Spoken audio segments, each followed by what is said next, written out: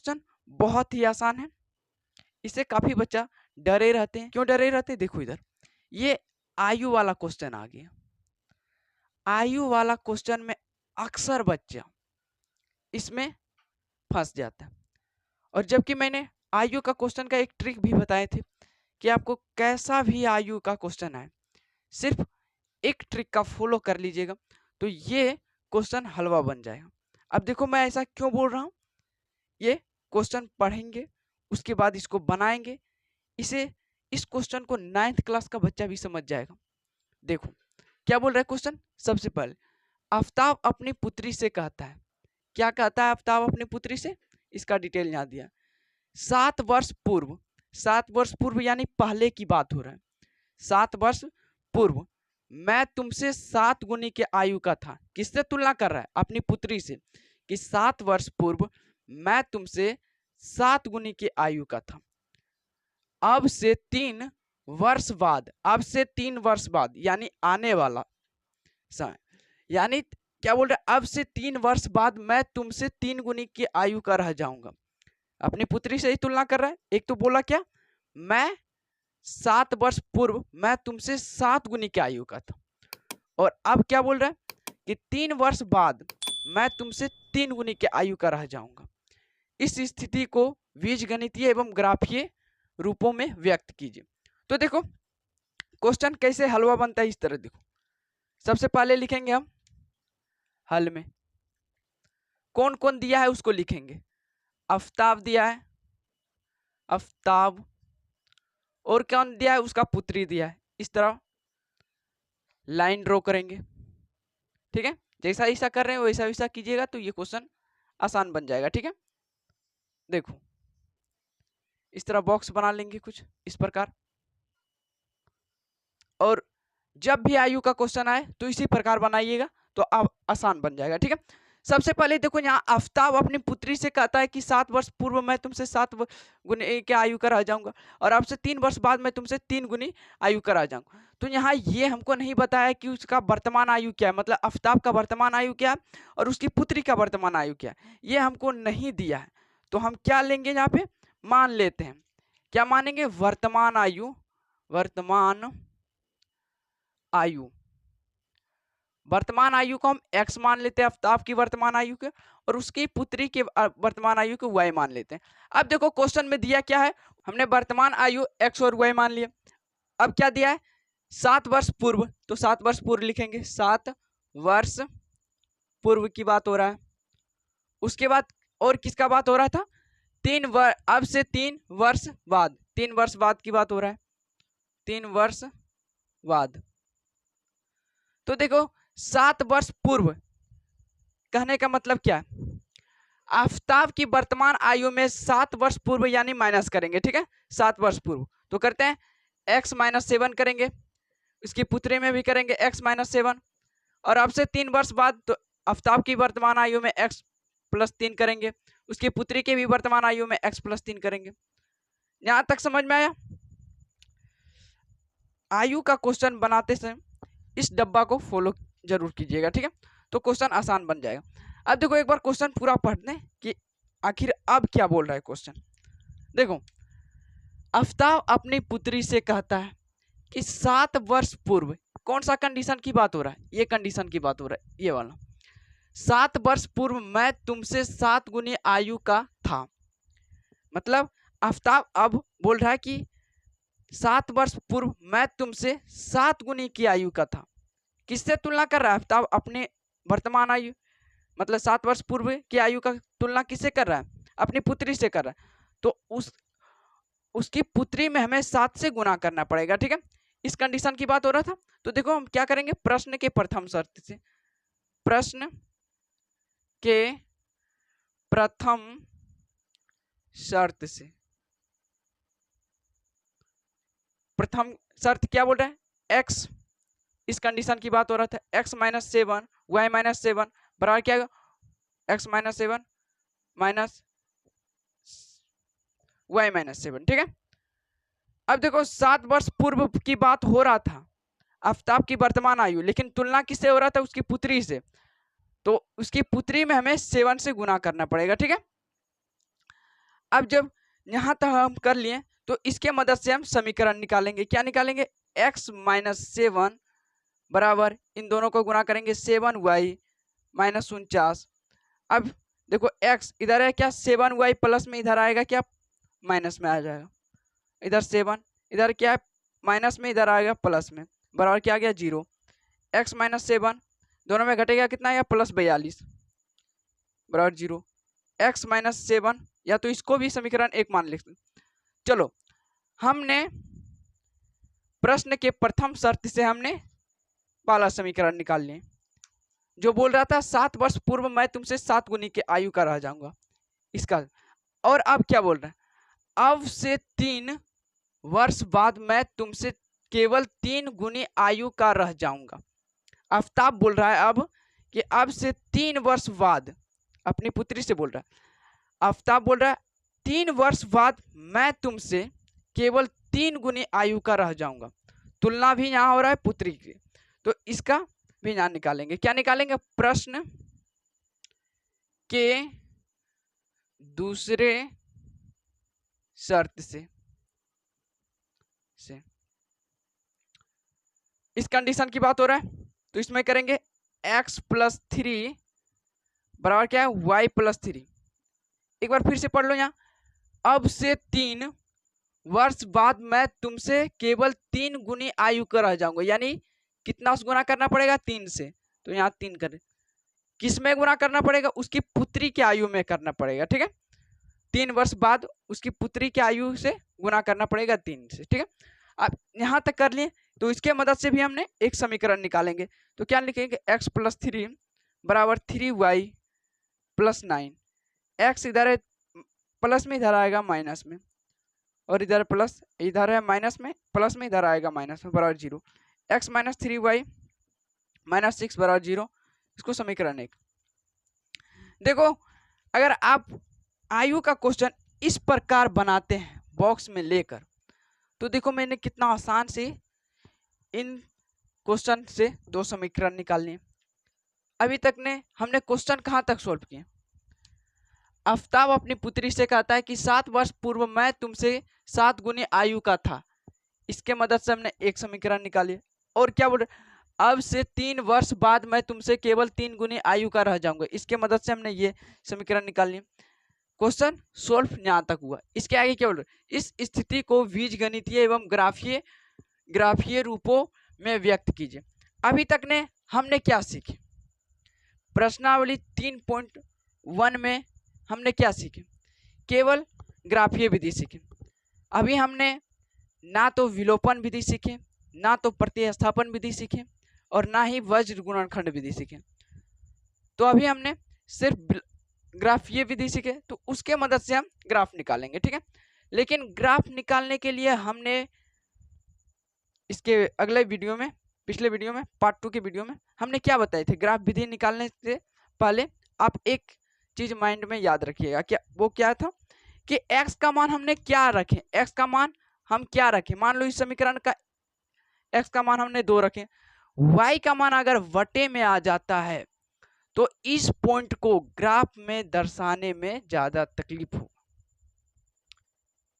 फिर से ध्यान दो, अगर x का मान इस समीकरण में हमने 2 रखे तो y का मान आ गया बटे में, तो इस पॉइंट को ग्राफ में दर्शाने में थोड़ा सा दिक्कत हो सकता है।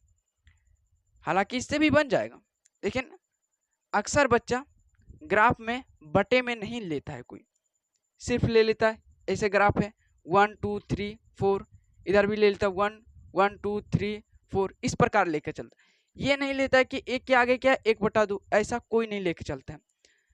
तो अगर आप ऐसा नहीं लेके चलते हैं तो x का मान सोच के रखिएगा कि x का मान क्या रखें? जो y का मान बटे में ना है, माइनस में आए कोई दिक्कत नहीं, सिर्फ बटे में नहीं आना चाहिए। ठीक है, तो अब हमने 2 समीकरण निकाल लिए। अब दोनों समीकरण में x और y का मान रखेंगे, जिससे हमें x या y का मान निकालना पड़ेगा। ठीक है, तो देखो पहला समीकरण क्या है? x माइनस 7y, इधर देखो प्लस 42 है, बराबर के उधर जाएगा क्या आएगा? माइनस 42। समीकरण 1 है, इसमें हम एक बॉक्स बनाएंगे। एक्स और वाई मैक्सिमम 2 तक ही रखिएगा, मान काम चल जाएगा। ठीक है, अब देखो एक्स का मान हम क्या रखें, एक्स का मान अगर हम 0 रख लेते हैं तो क्या आता है इस समीकरण, देखो ये पॉइंट 0 आ गया, -7y बराबर क्या आ गया -42, कितना बार में कटेगा 6 बार में कट गया, y का मान क्या आया 6, यानी x बराबर 0 रखने पर y का मान आ रहा है 6, देखो बटे में नहीं आ रहा है, तो इस पॉइंट को हमें दर्शाने ग्राफ में दर्शाने में आसान आएगा। ठीक है, एक और ले लेते हैं, अगर y का मान हम 5 ले लेते हैं, ठीक है, तो देखो क्या आता है, x इस पॉइंट आ गया कितना -32 आ गया, -35 आ गया, बराबर क्या आ गया -42, घटेगा कितना आएगा, इधर है -42 प्लस 35 घटेगा 7 -7 आ गया। ठीक है, यानी x का मान y का मान 5 रखने पर x का मान आ रहा है -7, बटे में नहीं ना आ रहा है, तो जाहिर सी बात है इस पॉइंट को हमें ग्राफ में दर्शाने में आसान आएगा। ठीक है, चलो ये पहला समीकरण का हो गया, मैक्सिमम 2 तक ही रखें, काम चल जाएगा इससे। ठीक है, अब देखो समीकरण 2 क्या है, इसको भी लिख लेते हैं, x -7 x -3y माइनस, इधर देखो -6 है, बराबर की उधर जाएगा क्या आएगा +6 आ जाएगा। ठीक है, इसको समीकरण 2 मान लो, इसमें भी x y का मान रखेंगे, x y, देखो इसमें भी x का मान क्या रखें या तो y का मान क्या रखें, जो बटा मान्य है, अगर हम x का मान अगर हम 0 ले लेते हैं यहाँ पे तो क्या आता है, देखो ये पॉइंट क्या आ गया 0, -3y बराबर 6, कटा कितना बार में y बराबर क्या आया -2 आया, यानी -2 आया, बटे में नहीं आ रहा है। ठीक है, एक और ले लेते हैं, अगर x का मान हम 3 ले लेते हैं, ठीक है, तो क्या आता है, देखो यहाँ पे 3 आ गया, इस पॉइंट -3y बराबर 6 आ गया। ठीक है, देखो -3y 6 में से 3 घटेगा कितना बचेगा, 3 बचेगा, घट के आया कितना 1 आया, लेकिन -1 आ रहा है, x बराबर 3 रखने पर y का मान आ रहा है -1। देखो यहाँ तक हमने जो किया ये 9th में भी हम करते थे। ठीक है, लेकिन 9th में हम एक समीकरण से ग्राफ निकाल रहे थे, यहाँ जब 2 समीकरण है तो दोनों समीकरण में x और y का मान रखें। अब इसके मदद से हम ग्राफ निकालेंगे और देखेंगे कि आफताब की वर्तमान आयु क्या है और उसकी पुत्री की वर्तमान आयु क्या है। ठीक है, तो यहाँ जगह नहीं है इसलिए हम आगे बताते हैं। ठीक है, हाँ तो देखो हमने ग्राफ बना लिए। ठीक है, अब जब ग्राफ बना लिए तो पहला समीकरण में जो जो पॉइंट निकाले, जो जो बिंदु निकाले, इस पॉइंट को हम ग्राफ में दर्शाएंगे। ठीक है, देखो पहला समीकरण में देखेंगे क्या क्या आया बिंदु, क्या बोल रहा है पहला, x बराबर 0 रखने पर y का मान आया 6, x बराबर 0 का कहने का मतलब क्या है कि ग्राफ में हमें x नहीं चलना है लेकिन y चलना है, कहां तक चलना है +6 तरफ चलना है, यानी इस पॉइंट तक चलना है। तो देखो इस पॉइंट को बोलते हैं मूल बिंदु, x बराबर 0 यहाँ है तो y चलना है +6 तरफ, यानी पॉइंट यहाँ पे आ रहा है कुछ। ठीक है, और देखो उसके बाद क्या बोल रहा है, इसको और भी बढ़ा लेते हैं, क्या आएगा -6 और -7 x जैसा है।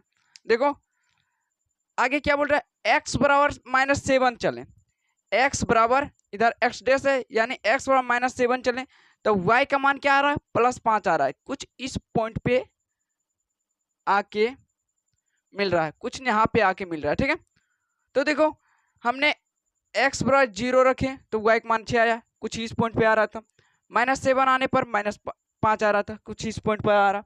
अब जब ये पहला समीकरण का सारा बिंदु हमने ग्राफ में दर्शा दिए तो ग्राफ में किस प्रकार रेखा बन रहा है पहला समीकरण का, इसका रेखा ड्रॉ करेंगे। ठीक है, तो देखो पहला समीकरण का रेखा देखो कुछ इस प्रकार बन रहा है, एक सेकंड, देखो कुछ इस प्रकार का रेखा ड्रॉ हो रहा है। ठीक है, तो ये ग्राफ में ये रेखा कौन सा समीकरण का है इसको लिखना बहुत जरूरी है, तो इसको लिख देते हैं, ये कौन सा समीकरण का रेखा है, x -7 y -42, ये लिखना बहुत इंपॉर्टेंट है। चलो ये हमने पहला समीकरण का कर लिए। ठीक है, दूसरा समीकरण का क्या क्या बिंदु इसको भी देख लेते हैं।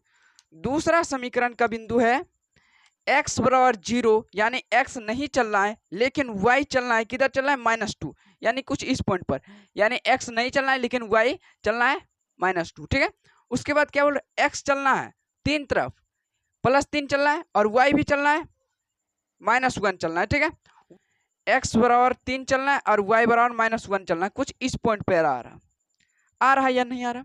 हाँ। अब देखो हमने समीकरण दूसरा का भी पॉइंट हमने ग्राफ में दर्शा दिए। अब इसके मदद से हम रेखा ड्रॉ करेंगे, ठीक है। तो देखो ये रेखा, एक सेकंड,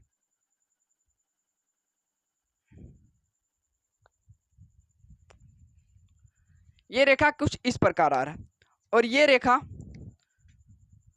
कुछ इस प्रकार, ये बिंदु जाके कहीं पे जाके ये दोनों स्पर्श करेगा, ठीक है, कहीं पे लग रहा है स्पर्श करेगा। तो देखो हम यहां से एक्स वाई का मान कैसे निकालें? हमने पिछले वीडियो में भी बताए थे, जहां पे ग्राफ में दो रेखा प्रतिच्छेद हो रहा है वहां से हम एक्स वाई के मान निकालते हैं। जैसे फॉर एग्जांपल अगर मैंने इस प्रकार ग्राफ बनाया, ठीक है, मान लो एक समीकरण का ग्राफ इस प्रकार कुछ जा रहा है, दूसरा समीकरण का ग्राफ कुछ इस प्रकार जा रहा है। तो देखो ये दोनों रेखा कहाँ स्पर्श किया? इस पॉइंट पे किया। तो इस पॉइंट पे x का मान यहाँ क्या है? मान लो यहाँ 2 है और y का मान इस पॉइंट पे क्या है? 3 है। तो हम यहाँ से बोल सकते हैं x बराबर 2 है और y बराबर 3 है। इस प्रकार बोल, यहाँ पे ये स्पर्श कर रहा था इसलिए हम बता, लेकिन यहाँ तो लग रहा है ये कहीं दूर में जाके ये प्रतिच्छेद हो रहा है, ठीक है। तो देखो इतना जगह नहीं है, इसलिए आपको स्क्रीन पे एक फोटो शो हो रहा होगा, उसको जो गौर से देखिए। ये दोनों रेखा x बराबर 42 पे प्रतिच्छेद कर रहा है, यानी x का मान क्या है? 42, और y का मान देखो गौर से, y का मान 12 पे कट रहा है, ठीक है। तो y का मान 12 आ गया। ये दोनों x बराबर 42 पे कट रहा था x का मान, ये दोनों रेखा जहां प्रतिच्छेद कर रहा था वहां x बराबर 42 था और y का मान 12 था, ठीक है। तो x 42 और y का मान 12। इसका मतलब, कहने का मतलब क्या है? x हमने किसको माने? आफताब की वर्तमान आयु को हमने x माना, यानी x का सही मान क्या निकला? 42 निकला। यानी आफताब का अभी जो वर्तमान आयु है वो 42 वर्ष है, ठीक है, और उसकी पुत्री का वर्तमान आयु क्या है? 12 वर्ष है, ठीक है। तो ये हमने प्रश्नावली 3.1 का पहला क्वेश्चन बता दिए, और इसी के मदद से अगर और भी आयु का क्वेश्चन आता है तो इस प्रकार बॉक्स बनाइएगा, बॉक्स की मदद से आपको और भी आसान बन जाएगा एक क्वेश्चन, ठीक है। आगे देखते हैं दूसरा क्वेश्चन।